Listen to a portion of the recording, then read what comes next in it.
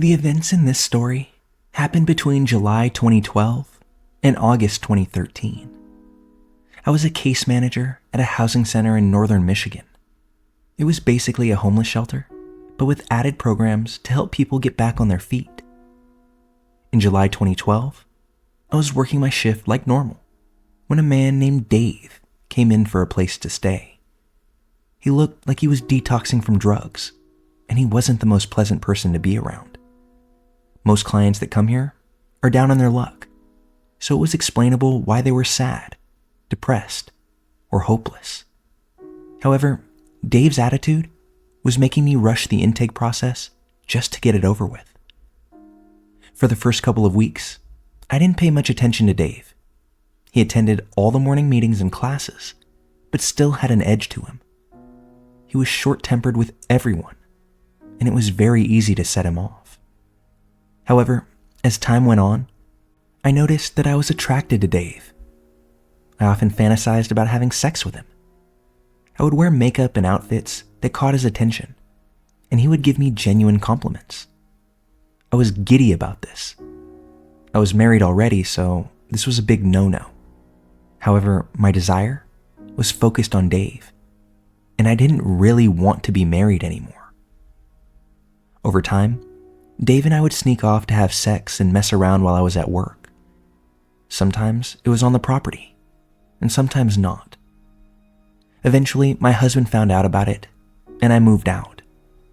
Dave and I continued our relationship, but had to keep it quiet. He came to stay with me at my new place, but I told him that he couldn't live with me. It was too soon. He had no money, and neither did I to help him get his own place. I suggested getting back into the shelter program because they would pay his rent for 2 years if he would just do what he had to do to get the funds. After some debating, Dave decided to return to the program. So again, we had to pretend that we didn't have feelings for each other. Looking back on it, we thought we had everyone fooled. But it turns out that most people knew something was going on between us, considering the way we would act around each other. Body language doesn't lie. Dave was able to get the funding he needed for his new apartment. He found a cute place downtown and moved right in. I was glad that he was out of the shelter. That way we could continue seeing each other. However, around this time, Dave began to change. He was always upset, depressed, overwhelmed, and climbing the walls. More than usual. The more time we spent together, the angrier he got about everything. Spending time with him was no longer enjoyable. It seemed more like a job, as if I was babysitting a child. I would try to stay home and get some space from him, but he constantly needed me there with him. He would treat me like shit, but want me there with him all the time. It was like he couldn't be alone. When we had sex, it was like he wasn't even there anymore. We would do it because he said he had to get off, but there was absolutely no connection, no feeling, no love anymore.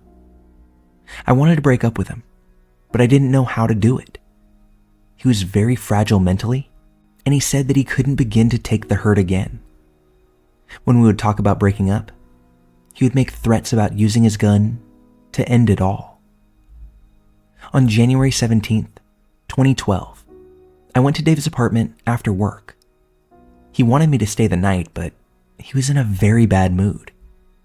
He was punching the fridge because he wanted to buy pot, but he had given me his money to help catch up on my own bills.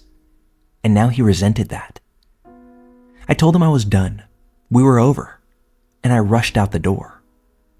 I knew he had the gun, but I wasn't sure if he would really use it on me, him, or both of us. He chased me outside and tried to get me to come back in. I told him that if he really loved me, he would let me leave. He moved out of the way, and I got in my car and drove off. A few minutes later, I got a call from Dave. "I would ask you to turn around, but I know you're not going to," he calmly said. "Nope," I replied. He raised his voice a little, saying, "Why are you being so cold towards me?" I reiterated again. We were done. "Are you breaking up with me?" he screamed. "Yeah, I am," I told him. Then he said, with a scary tone that I'd never heard from him before, "Don't do it." "Why?" I asked. "Are you going to kill yourself?" I almost mocked it because every time I tried to leave, that was his go-to on what to say. There was silence. The call was still going because the phone still showed a timer going, but I never heard a response. I said his name a couple of times, but ended up just hanging up. I figured he already hung up, or he was going to kill himself, and I didn't want to hear the gun go off. That was the last time I ever heard from Dave. He ended up pulling the trigger that night, but I'm not sure exactly if it was right after I spoke to him or later on, since other people had spoken to him that night as well, supposedly going on into the early hours of the morning. They said that he sounded so sad. He was on the phone with them, but they were doing all the talking. The police said that when they found him, he had been gone for a couple of days. I had to clean out his apartment and contact his family, whom I had never met and were spread across the United States. I sent his belongings to all of them. I learned a lot about Dave and his troubled life. Disturbing things I wish I had known before getting involved with him. In the same week as his unaliving, I also finalized my own divorce. It was a very dark time for me. I wanted to die. I was feeling tremendous guilt for all the things that I said and how I said them. I could have taken the gun away many times. It was stored at my house for a long time before he took it with him. I lost a lot of weight, had to get counseling, and I can honestly say that I had never felt so alone as I did then. I just wished that I could change things. For 3 years, it felt like it was my fault that he was gone. I might as well have been the one that pulled the trigger. At least that's what I thought. I was glad he had bolted his door because if I had found him, I'm sure I would have grabbed the gun and ended myself too. My therapist suggested that I write down my thoughts and feelings. And as I did, I ended up writing a short book about our entire relationship and the aftermath that came from his death. It's on Amazon. It's called Black and Red Butterflies. The cover shows a blonde woman being held by a man from behind.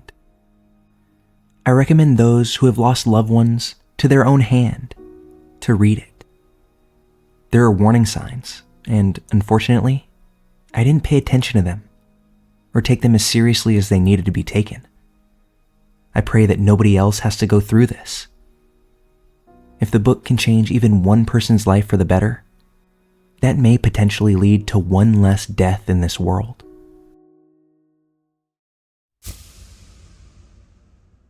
I graduated high school almost a year ago. I had really no urge to attend college or the military, and basically got stuck in my boring hometown for months, where I slowly became dependent on Xanax and booze. I knew that I was destined to repeat the cycle of white trash set before me by my parents and theirs before them. I knew I had to leave town, so I decided to sign up for a website you may have heard of called WWOOF.com. Worldwide Opportunities in Organic Farming.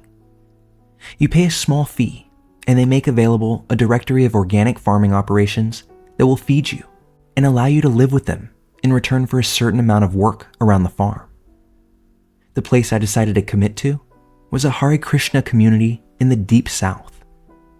I got there, and my car almost immediately broke down. It was a 30-year-old Chevy Blazer that I had bought on Craigslist for about $500. Later on, I was to find out that it was beyond repair at this point. The closest town to the farm was almost 20 miles away, so I essentially found myself stranded and surrounded by the most unbearable hipsters imaginable. To be more specific, I'd say about a third of the population of the community were either first or second generation Indian immigrants living near the temple for religious reasons. Another demographic were aging hippies, also there for spiritual purposes, but running the small-scale organic farm located on the property. Everyone else, however, self-absorbed, condescending, right out of college, but vapid as hipsters. I basically kept to myself, but occasionally was forced into conversations about vibrating crystals and their 3-year spiritual journey, no doubt being funded by their parents. I had been there for weeks and was desperate for a real conversation. And that's when Michael showed up. I had heard stories about Michael. A couple of days before I showed up, he had left to retrieve an impounded car in a large city about an hour away. Everyone said he was lazy, insane, and would spend hours up in his room doing yoga instead of coming down and working with the rest of us. He showed up late in the evening, going on about how he was going to really get involved with the farming and throw himself into Krishna consciousness. He was in his early 30s, looked as if he was a balding Hasidic Jewish man, his unwashed sideburns curled. He spoke like a stoner cartoon character, his sentences punctuated with and, or, and like, giving his utterly fried brain time to figure out what others wanted to hear. He reminded me of many of the friends I left back home. We became fast friends though, as he was the only person there who didn't give me the urge to bite my fingers off when he spoke. We were both originally from Texas, so we talked about the loony conservative teachers we had in high school, football, and of course drugs. Every now and then, he brought up subjects that really sort of threw me off. He wasn't able to get his car out of the impound garage, so he schemed the best way to break it out. These plans often involved firearms, pipe bombs, and even telepathy. He told me that he had come to the Hare Krishna temple to befriend some of the gurus and learn Reiki meditation, a form of meditation used to control the minds and bodies of other people. He told me he believed he had used Reiki once to seduce a woman at a party. This is when I understood his reputation. I simply nodded and occasionally laughed when he went off on these rants. I knew one day I would reach a saturation point for this absurdity, but I could probably endure a week more of it. A couple days later, we were eating lunch with one of the gurus. I was telling Michael about my trip to the giant field where the Branch Davidian used to be. He wasn't sure what the Branch Davidian was, so I explained to him about Waco, David Koresh, and the siege by the FBI and ATF that was botched and led to the death of 76 Davidians and 4 ATF agents. He was absolutely enraged. The government is always trying to silence people preaching the truth. That's so f***ed up. I wanted to explain to him that David Koresh was a sociopathic cult leader, interested in power and nothing else, but he wasn't having any of that. Now I was angry.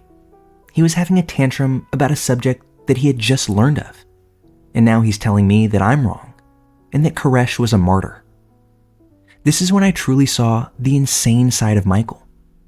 He was spitting, red as a beet, pacing back and forth. I left the table and got back to work, but nonetheless, he followed me. After half an hour of this absurd argument, I couldn't handle it any longer. I'm not having this conversation with a fucking loon, Michael. How can I expect logic from you? You came here to get superpowers. The look in his eyes changed from anger to hatred. He got real still before trying to come at me. Michael was a big guy, much bigger than me. He lunged and I ran. As I ran, I went through my pocket praying I had grabbed my knife before I left my cabin.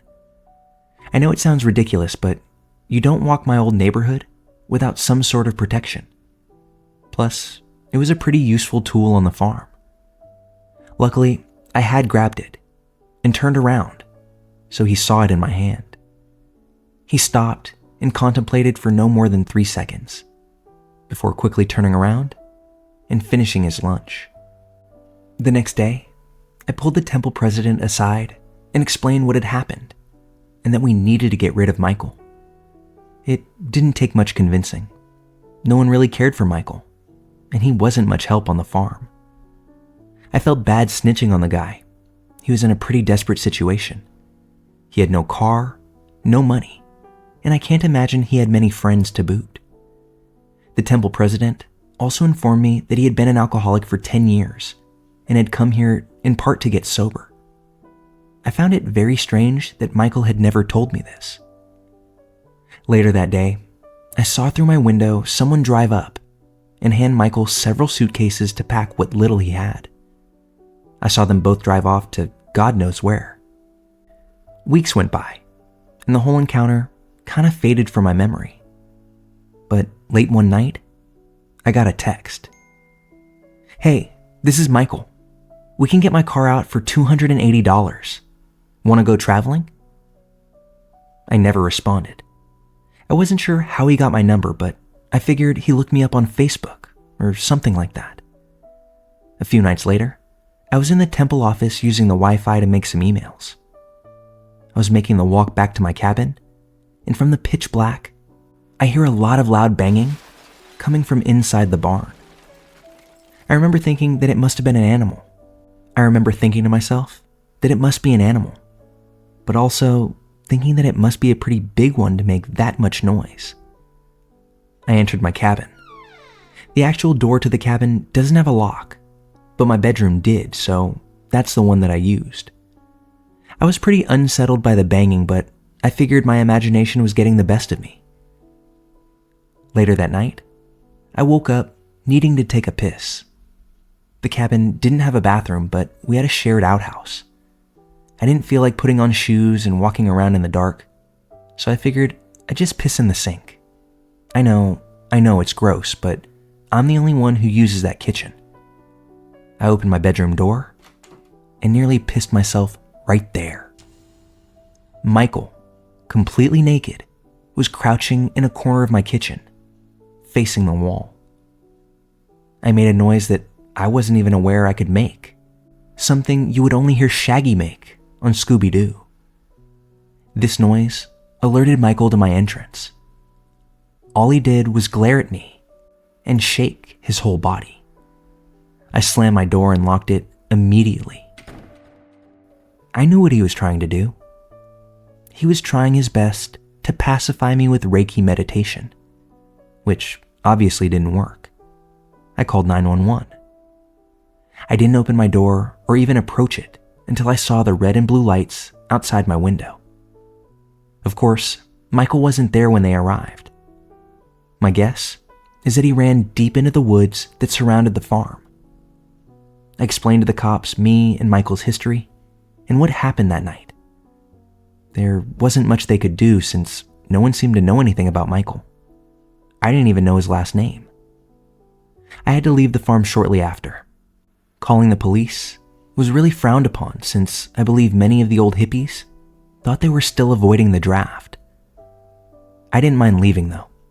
I couldn't sleep knowing Michael might be out in those woods, angrier than he was before. I stayed up almost 3 days straight while I waited for my friend to come pick me up. Soon, the farm, the hippies and hipsters, and Michael were all in the rear view, fading away with each mile I sped down the highway. This was a weird experience, I know. The parts that I don't know are why Michael came back once he was exiled, what he was doing in my cabin naked, and what the plan was when I inevitably was going to emerge from my room. Maybe I'm giving him too much credit by assuming there was a plan. Bro never seemed to have a plan at any other point. Or maybe I was simply underestimating the Reiki that he was planning to unleash upon me. In any event, I'm glad I never really had to find out. And moving forward, I'll probably do my best to avoid other organic farms and other Michaels out there.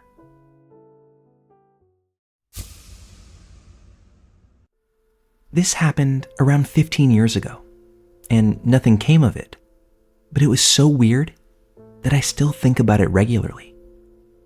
I was 16 years old at the time. It was early evening, so getting dark, but not yet pitch black, and I was walking home from the bus stop after hanging out with some friends. I had just turned from the main road onto my quiet street when I heard my name being called by a male voice. I was still trying to figure out where the noise was coming from when I see a guy jumping out of a car and jogging towards me, smiling. Again, he says my name and asks how I've been. As he's getting closer, I'm waiting for the penny to drop, but even when he's up close, I realize that I don't know this man, and it's clear from my face that I'm confused. Seeing my confusion, he says, "Don't you remember me? It's me, X." And I say, "No, sorry, I don't remember meeting you before, but how do you know my name?" He says something incredibly vague, that he's one of my ex's friends. I say, "Okay, but what's my ex's name?" That's when he starts laughing. I'm absolutely convinced that we had never crossed paths before in our lives. And in addition, he looked like he was in his 20s, so how would he know my ex, who was my age? He still had this unwavering, creepy smile on his face. Knowing what I know now, I think that he was either high or drunk, but I started to feel unnerved and wanted to end the conversation ASAP. He asked me to come hang out with him, and I say, "No, sorry, need to get home." He's being insistent, but I'm being firm and saying that I need to get home and I'll be in trouble if I'm late. My parents are already expecting me. Basically, I'm just trying to end the conversation politely by saying, "Nice to see you, but I have to go," and I begin to walk away. He seems to accept it and thankfully goes back to his car. I feel relieved when I see him start to drive away. That is, until I turn the corner. He's parked literally over my house's driveway and is now standing outside of his car.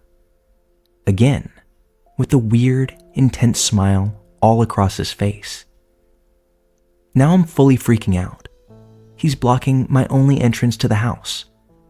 I can't figure out if it's a fluke or if he knew where I lived, but I don't want to walk into my home while he's there. I stop in my tracks, and he again walks towards me and starts with the, "Come hang out, we'll go for a drive." I'm freaked out, but also annoyed at the fact that he's not leaving it alone.